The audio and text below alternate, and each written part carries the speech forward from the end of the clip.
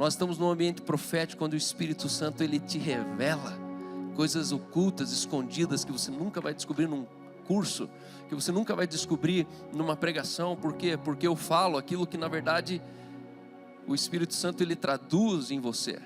Igreja é o único lugar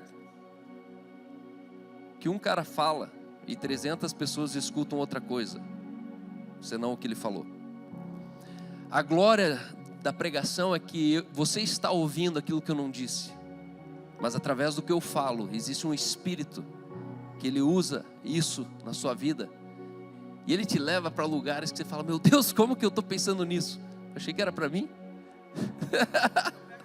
Brincadeira, não, dá primeiro para ele. Ele merece, né, pessoal? Vamos dar uma salva de palmas para o Rodrigão aqui, ó. Normalmente a gente aplaude toda a banda, né? Mas sem teclado faz falta. E o Rodrigo é um dos caras importantes aqui da igreja. Obrigado por você estar presente nessa casa aqui tantos anos. O tema dessa manhã é fermento. Fermento.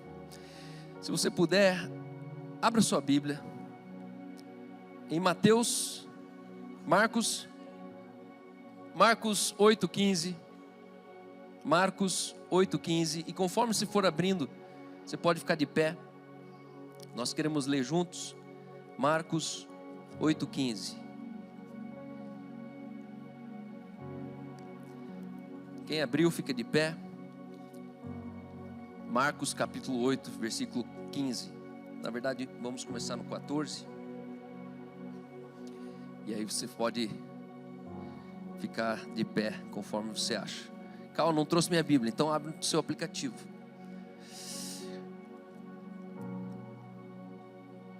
Marcos 8, 14. Essa semana foi uma semana atípica. Você já ouviu alguém falando assim: se o teu coração parasse de bater agora, o que aconteceria com você? Para onde você vai? Quem já ouviu essa música? Se o teu coração de bater agora, e se você for embora, para onde você vai? E é o seguinte, essa semana um amigo meu viveu essa música que eles cantaram a vida inteira, né? Porque o vento se alimenta da boca. E para nossa surpresa, um pai de família com 48 anos teve uma parada cardíaca e morreu. O corpo dele morreu. Ele morreu. O corpo dele morreu. E aquilo deixou eu pensativo, porque a sensação é que ele morreu devendo a sua missão para a terra. O desespero era que parecia que ele não tinha cumprido a missão dele na terra. E aí mais de 200 de pessoas passaram mais de 48 horas num Zoom orando por milagre para que ele ressuscitasse. E aquilo me fez refletir o quanto a gente vive despreocupado com a missão que a gente leva, até a hora que a gente morre e mais de 200 pessoas clamam para você voltar a cumprir a missão com a tua vida. E eu fiquei pensando, por que a gente não pega 200 pessoas, chega na casa de um cara e começa a ficar orando por um dia inteiro, para que esse cara ele comece a cumprir a missão dele na vida, enquanto ele está vivo. Que dá a impressão que se ele voltasse a ressuscitar, a vida dele agora sim ia cumprir a missão. Mas eu fico pensando, quantas missões nessa manhã aqui sentado nessa sala estão dormindo e só vão se dar conta o dia que não estiver mais entre nós.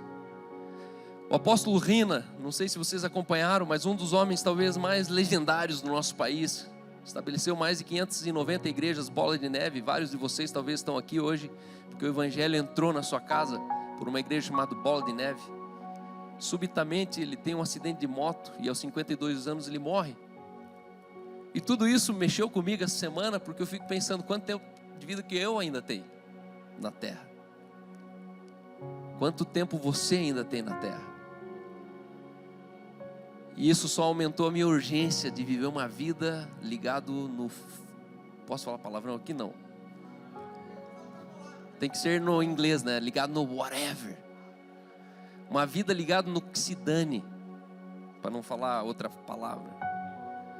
Porque eu fico pensando tanto que a gente guarda, a gente protege uma vida, que ela acaba daqui a alguns minutos. E você fica pensando, por que eu gastei tanto tempo guardando, quando na verdade eu tinha que investir tempo torrando a vida. Vivendo como se não houvesse amanhã. Vivendo talvez, fazendo ofertas mais ousadas. Vivendo talvez, chegando mais atrasado em alguns lugares, porque você passou mais tempo com quem você amava. Vivendo talvez com menos dinheiro, mas dedicando mais tempo e vida para pessoas que quando elas não estiverem mais aqui, você vai lamentar. E essa semana só me empurrou para um lugar de mais loucura de vida. Eu vou viver ainda mais loucamente. Eu não quero morrer sendo lamentado. Uma vida que foi lamentado, uma morte lamentada, é uma vida mal vivida, meu irmão. E nessa manhã eu quero te encorajar a você aumentar as suas expectativas sobre uma vida extraordinária que Deus tem separado para você. Deus tem uma vida extraordinária, que o dia que você morrer, ela não pode ser lamentada, porque ela foi vivida. Uma vida vivida, uma vida cumprida, uma missão cumprida, ela jamais vai ser lamentada no caixão. A única coisa que a gente lamenta é o que não aconteceu. Mas quando você vive com glória, quando você vive com honra, quando você vive com integridade, quando você vive com responsabilidade, quando você vive colocando o máximo daquilo que você podia fazer, que estava nas suas mãos, as pessoas no final da tua vida, elas vão prestar homenagem a você. Prestar homenagem não é vir lamentar. Puxa, que pena que morreu. Estava tão cedo, não conseguiu casar, nem viu os netinhos dele. E nessa manhã Jesus pode mudar isso em você. Talvez você está economizando vida, perdendo dias na tua vida. De tanto que você economiza, você está perdendo os dias. E eu tenho aprendido que a glória da vida não é quantos anos de vida você vive, mas quanto de vida você vive em um ano. Não é quantos anos você vive, porque é relativo. Tem gente que está vivendo já 90 anos e não consegue morrer. Outras pessoas que morreram talvez com 30 anos e que são lembradas até hoje pela história, porque conseguiram colocar o máximo de vida dentro de uma vida curta, breve de anos. Se você puder, pega sua Bíblia, ergue bem alto. Antes de nós lermos, feche seus olhos e repita com toda a sua força, dizendo assim comigo: essa é minha Bíblia. Eu sou o que a Bíblia diz que eu sou. Eu posso o que a Bíblia diz que eu posso. Eu tenho o que a Bíblia diz que eu tenho. Nessa manhã, eu serei ensinado na palavra de Deus. Eu humildemente confesso, minha mente está alerta, meu coração está receptivo. Eu estou prestes a receber a incorruptível, a indestrutível, a semente eterna da palavra de Deus. Eu jamais serei o mesmo. Eu jamais serei o mesmo. Nunca, nunca, nunca. Diga bem forte: nunca, nunca, nunca. Eu jamais serei o mesmo. Aleluia. Amém. Marcos 8,14 diz assim: aconteceu que os discípulos se esqueceram de levar os pães, e no barco tinham consigo apenas um único pão. E Jesus passou a recomendar a eles, dizendo: cuidado, guardai-vos do fermento dos fariseus e do fermento de Herodes. Eles, porém, especulavam entre si, argumentando: é porque não trouxemos pão? Ao notar a discussão, Jesus questionou: por que discorreis sobre o não terdes pão? Até agora não considerastes e nem ainda compreendestes? Permaneceis com o coração petrificado, permaneceis com o coração endurecidos. Tendo olhos, não vedes, possuindo ouvidos, não escutais, nem vos recordais. Quando eu dividi os 5 pães para os 5.000 homens, quantos cestos cheios de pedaços lhes sobraram e recolhestes? E afirmaram: 12. E quando eu parti 7 pães para aqueles 4.000, quantos cestos grandes repletos de sobras recolhestes do chão? Responderam eles: 7. Ao que concluiu Jesus: e então ainda não compreendeis? Pai, nessa manhã Nós queremos dizer que nós somos aqueles que, tendo olhos, nós vemos, tendo ouvidos e orelhas, nós escutamos, tendo mente, cérebro, nós recordamos. Encontre em nós nessa manhã homens e mulheres, Pai, que estão despertados, estão alertas para entender aquilo que o Senhor está fazendo e falando nessa cidade, para descobrir aquilo que o Senhor vai fazer nos próximos dias e semanas nessa cidade, e nós queremos ser partes disso, em nome de Jesus, amém, amém. Você pode sentar.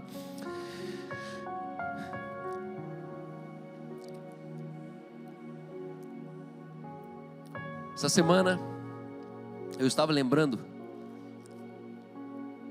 do dia em que eu comecei um culto aqui no cinema e fui infeliz de usar um episódio do deputado Jair Bolsonaro. Isso foi ali por 2016. Bolsonaro ainda não tinha sido presidente. Ele era só um capitão maluco, que era um deputado federal. E eu me lembro que eu coloquei ali uma fake news. Eu não sabia que era fake news, né? Inocentemente coloquei como um exemplo. Mas qual não foi minha surpresa naquele dia? Que quando eu falei Jair Bolsonaro, as pessoas começaram a sair do culto e ir embora. E aquilo me chocou, que eu falei, nossa, mas eu nem conheci o Bolsonaro. Fui infeliz de pegar um exemplo de um vídeo que eu achei interessante, de um deputado que eu nem conhecia. Mas para minha surpresa, as pessoas conheciam. E as pessoas que conheciam, elas começaram a levantar e foram embora. E aquilo me chamou a atenção, porque as pessoas, várias delas nunca mais voltaram. Um vídeo foi suficiente para elas nunca mais voltarem para a igreja que elas pertenciam. E aí no fundo eu gostei. Eu falei, uma pessoa que vai embora por alguma razão, nunca entrou aqui por causa de Jesus. E eu gosto de pessoas que caem fora, porque eu quero ficar realmente com quem veio aqui por causa de Jesus. Fora de Jesus você tem muitas razões para não ficar aqui. As pessoas aqui, elas decepcionam. As pessoas aqui às vezes falam coisas feias. As pessoas aqui se enganam. As pessoas aqui às vezes enganam. As pessoas aqui, elas começam a namorar com você e de repente elas te abandonam. As pessoas aqui, de repente elas falam que são uma coisa e de repente são outras. E é isso aí. Bem-vindo à vida humana. Mas naquele dia eu fiquei meio impactado, porque eu falei, como é que pode uma coisa tão simples ser tão forte para alguém levantar e ir embora? A pessoa foi embora. Quanto que valia essa igreja para essa pessoa? Para um episódio, ela cancelar a igreja e ir embora. O texto que nós lemos, Jesus ele se encontra com os discípulos estão com fome, e no meio da fome eles falam assim, Jesus, estamos sem pão de novo. Jesus, vamos passar fome, a gente está aqui. E Jesus de repente ele associa o pão com um fermento. E aí Jesus ele dá um tapão de luva de pelúcia na cara deles. E ele lembra que recentemente ele tinha alimentado 5.000 homens, depois 4.000 homens, e depois de ele ter alimentado 9.000 pessoas, os discípulos ainda estavam com medo que era possível eles passarem fome, que era possível eles ficarem sem pão. E aí Jesus ele solta o texto dizendo assim, preveniu-os Jesus dizendo, vede, guardai-vos do fermento dos fariseus e do fermento de Herodes. Hoje eu quero trazer para vocês o que Jesus se referia quando ele falou, guardai-vos do fermento. E sugestivamente aqui eu coloquei essa imagem para você nunca esquecer. Fermento significa influência. Um fermento ele define a textura de um bolo. O fermento ele define a textura de um pão. Ninguém gosta de comer um pão embatumado, ninguém gosta de um bolo embatumado. Quando você usa um fermento estragado, você vê que o bolo sai estragado. E é interessante que a igreja, o reino de Deus, na verdade, ele é comparado ao fermento. E aqui Jesus ele fala, ei, guardai-vos do fermento de Herodes e de fariseus. E hoje eu queria contar para vocês que existem 3 influências na nossa mente como fermento, que diariamente nós estamos sendo atacados por ela e não percebendo. Fermento significa a influência de um ensino na sua mente. Fermento significa uma influência na sua mente. O reino de Deus é semelhante a muitas coisas. Jesus falou: o reino de Deus é semelhante a uma moeda que uma mulher perdeu na casa. É semelhante a um tesouro que um homem tropeçou no campo. É semelhante a uma semente do tamanho de um grão de mostarda. É semelhante a uma semente que o semeador saiu a semear pelo campo. O reino de Deus é semelhante a um investidor que ele se ausentou do país e confiou talentos para alguns funcionários. Ele é semelhante a uma dona da casa que tirava as coisas velhas de um tesouro. O reino de Deus é semelhante a uma rede que apanha todos os peixes, e assim por diante.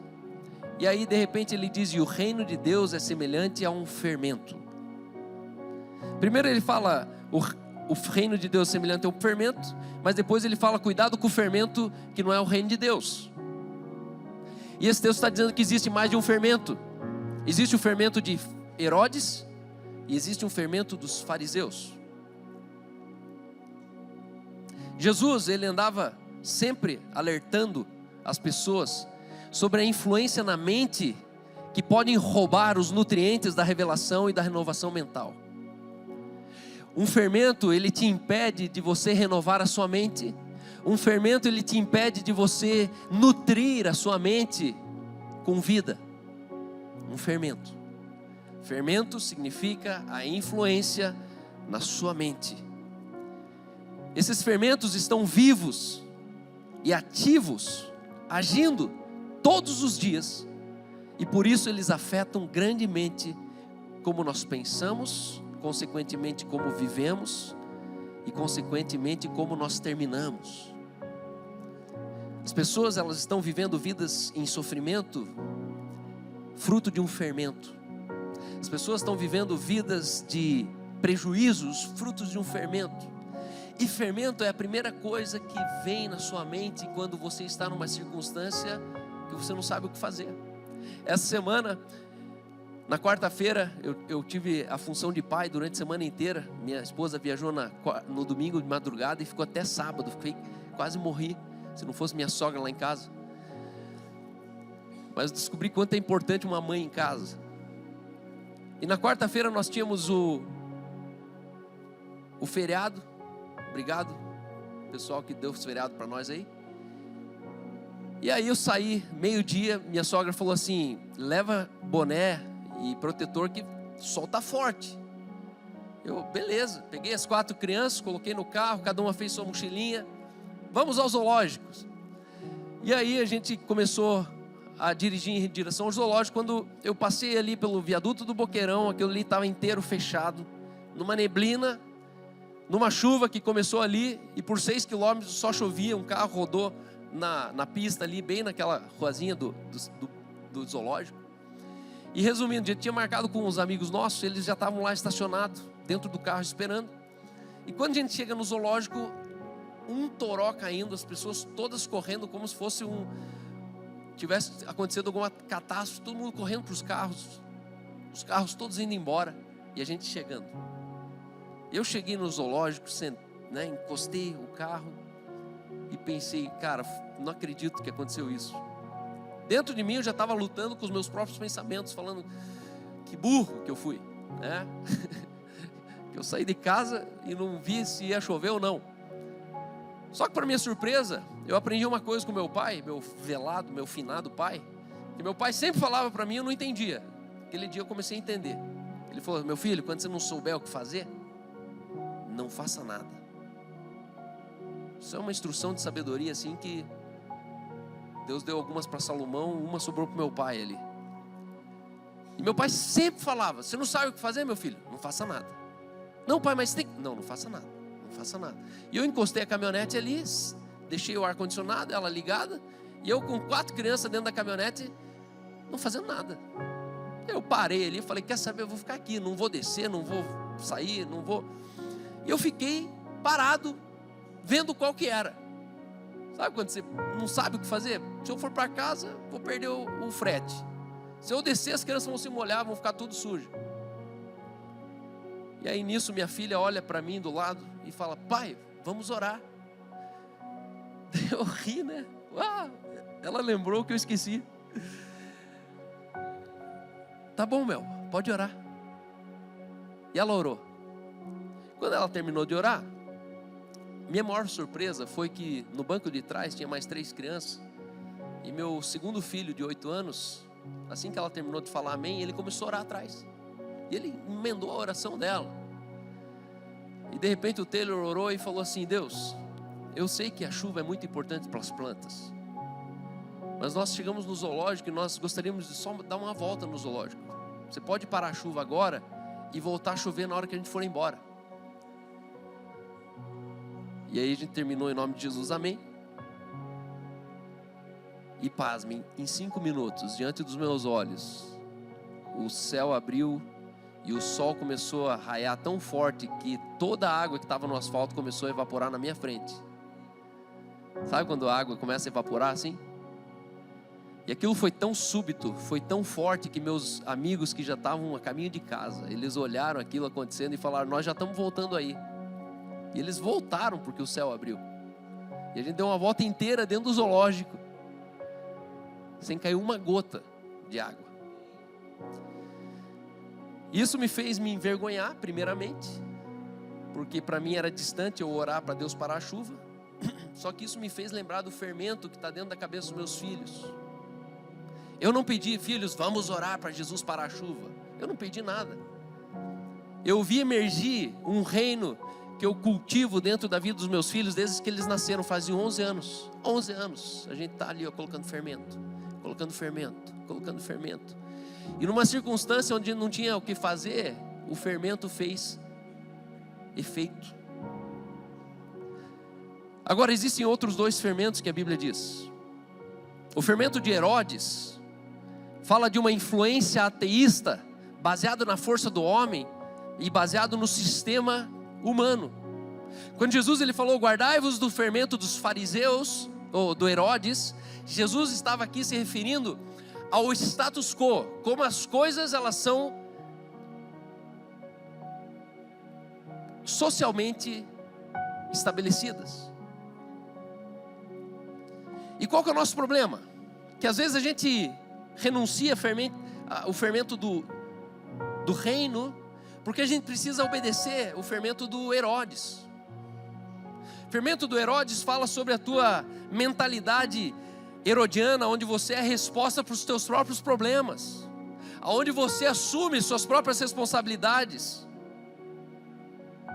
E isso torna você uma pessoa do faça você mesmo. Se você não fizer por você, ninguém vai fazer. Se você não acordar cedo, quem cedo madruga, Deus ajuda. E se você, sabe esse pensamento sem Deus?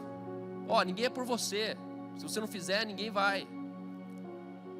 É o pensamento meritocrático, é o pensamento onde você fala assim, cada um por si. No fundo, ninguém está nem aí comigo, ninguém está nem aí com você, eu vou fazer o meu. E são pensamentos que levam crentes a viver em face de suas situações diárias, sem trazer Deus para dentro da circunstância. Eles vivem com Deus, mas na verdade não levam Deus para os seus problemas, porque Deus não é um parâmetro para os seus problemas. Quando a batata assa, eles correm para um advogado. Quando a batata assa, eles vão para a Constituição. Quando a batata assa, eles vão para o que é o meu direito. Eu vou pôr na justiça. Só que esse é o fermento de Herodes. Cuidado com o fermento de Herodes, porque o fermento de Herodes ele pode invalidar todo o reino que você carrega. Por quê? Porque essa influência na sua mente, ela está mais forte do que o fermento do reino. Outro dia eu fui viajar e você sabe que Herodes, no Covid, ele chegou e mandou você se vacinar. É o fermento de Herodes. E aí eu não me vacinei. Por quê? Porque eu não queria. E eu peguei um voo aqui em Curitiba, estava destino para os Estados Unidos. E quando eu cheguei lá em Guarulhos, estava tudo certo. E quando eu fui entrar no gate de embarque internacional, a moça falou: cadê tuas carteirinhas de vacina? Eu falei: não tenho. Mas você não é vacinado? Não. Ela falou: por que não? Eu falei: porque não é da tua conta. Te devo alguma coisa? Ela falou: não, você não vai embarcar. Eu falei: não, claro que eu vou. Aí Herodes falando para você que não pode. Eu falei: não, isso aí pela Constituição eu tenho o direito de ir e vir, sou livre. E eu vou embarcar. Ela falou: não, você não vai embarcar. Aqui para os Estados Unidos é só com vacina, vacinados. Naquela hora, rapidamente, eu falei para ela: então me chama a tua gerente aqui.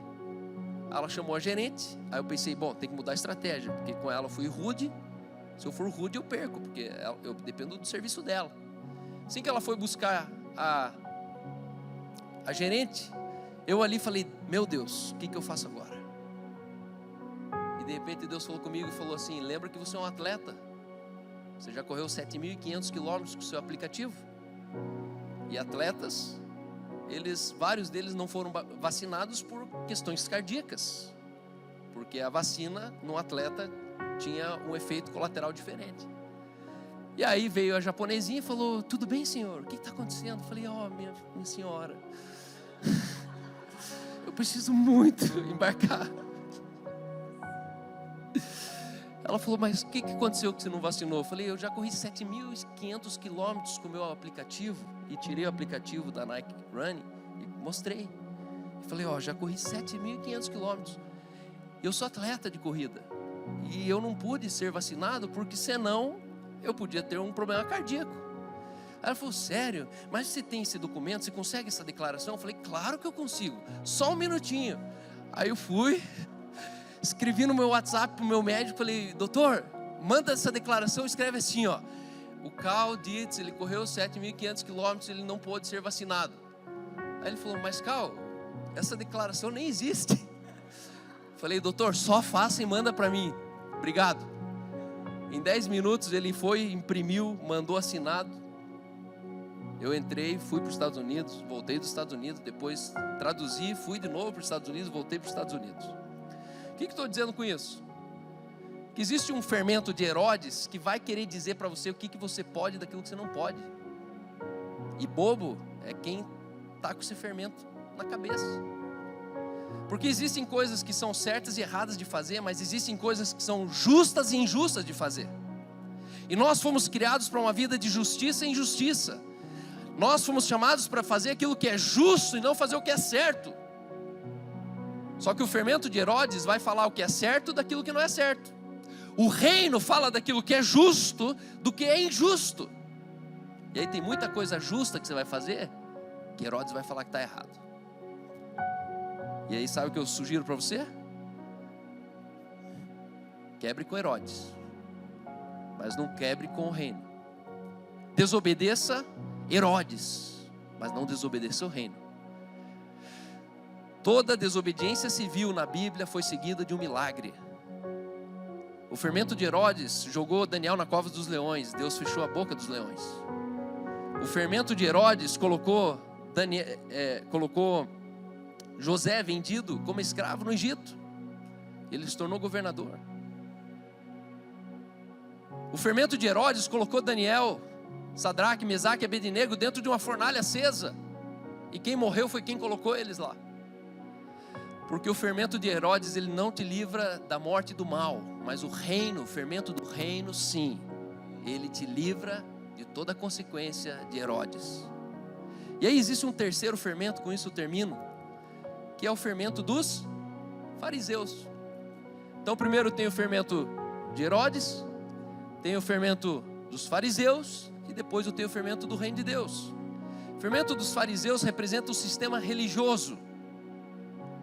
O sistema religioso, ele coloca Deus no centro de tudo, mas ele não considera um Deus poderoso no centro de tudo. O sistema religioso, eles colocam Deus no centro de tudo, mas eles não consideram um Deus poderoso no centro de tudo. Então Deus é sempre um pensamento, é sempre uma possibilidade, mas na prática eles correm para aquilo que é humano. Eles creem em um Deus na teoria, mas não vivem as dimensões dessa fé na prática. Eles têm um Deus em forma, mas completamente desprovido de poder. Conhecem a Deus em forma, mas não tem relacionamento. Esse fermento explica milagres, fundamenta e relacionaliza a fé e gosta de teologia. Tanto o fermento dos fariseus quanto do Herodes estão baseados nos medos do homem. Ambos são motivados primeiramente sobre o que os outros vão ou estão pensando.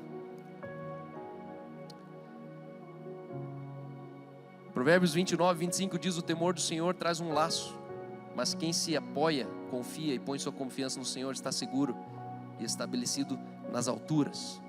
O temor a Deus torna a nossa visão clara, mas o medo de homens nos torna infinitamente confusos.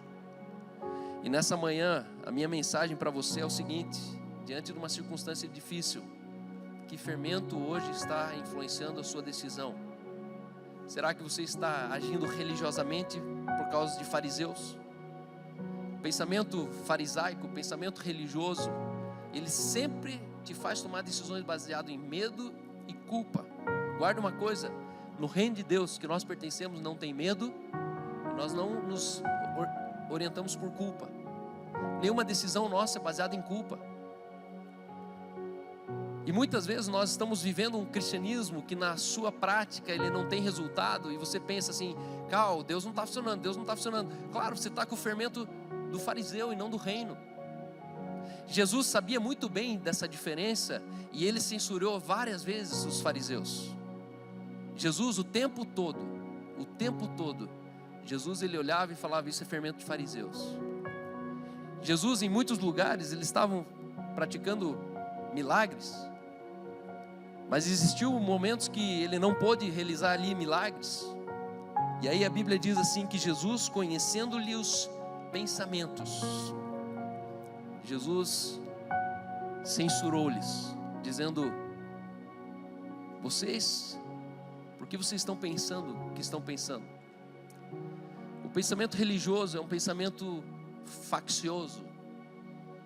Ele tem a galera do Nicodemos, do Luciano Subirá, tem a galera, não, eu prefiro mais o apóstolo X, do apóstolo Y, e às vezes está tudo misturado. E a minha reflexão nessa manhã é: quando você está diante de uma chuva que não para na porta de um zoológico, qual o fermento que vem na sua mente? Será que é o fermento do status quo? O que todo mundo faria? Como todo mundo pensaria? Não, temos que ir para casa. Será que é o pensamento do fariseísmo, que os fala: puxa, foi a vontade de Deus, morreu, isso aí é a vontade soberana de Deus. Fariseu, não foi vontade de Deus que meu amigo morreu. Não foi vontade de Deus que meu amigo morreu. Senão não teria 200 pessoas clamando: Deus, devolve ele para a terra, porque ele tinha coisa para fazer ainda. Mas existe um fermento do reino, que ele te mostra numa quarta dimensão aquilo que nada nesse mundo podia te instruir, que é o Espírito que te guia em toda a verdade. E ele diz: esse é o caminho, andai por ele. Nessa manhã eu oro para que você saia daqui tocado pelo fermento do reino de Deus. Que o reino de Deus seja teu primeiro pensamento. Quando você não souber o que fazer, você fecha os olhos e você seja aquele que, tendo ouvido, ouve, tendo a mente, lembre que se Deus fez uma vez, Ele pode fazer tantas outras vezes. Se Jesus curou tantas pessoas, Ele pode sim curar aquele que você está visitando no hospital. Se Jesus Ele prosperou tantas outras pessoas, Ele pode sim tirar você de uma situação de endividamento. Sabe, Jesus Ele se ofendeu nessa hora porque eles tinham esquecido rapidamente do que Jesus já tinha feito frente a uma circunstância que eles estavam passando. O fermento do reino, ele te estabelece em um evangelho que não tem expediente. 24 horas por dia, 7 dias na semana. Você sempre vai pensar como o reino pensa. Você sempre vai se mover como o reino se move. Você sempre vai viver, decidir como somente o reino decide. Amém? Que Deus abençoe você nisso. Obrigado.